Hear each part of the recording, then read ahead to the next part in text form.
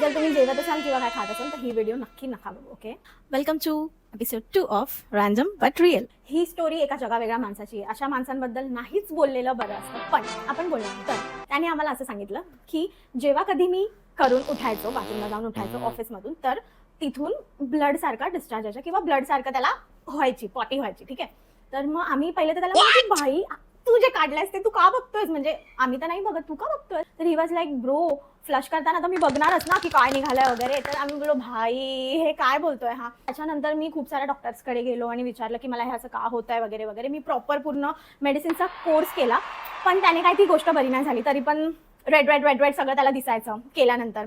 ठीक आहे, तर मग त्याच्यानंतर एक दिवशी एक्सप्लेन केला त्याच्या मम्मीला की मम्मी मी सकाळी असं असं करतो, हे करतो ते करतो, म्हणजे काय काय खातो वगैरे. ठीक आहे, तर तरी मला हे प्रॉब्लेम जात नाही. कोर्स घेतला, मला खूप टेन्शन वगैरे आलेलं आहे आणि आता मी काय करू मम्मी, असं त्याने त्याच्या मम्मीला सगळं कन्फ्युज केलं.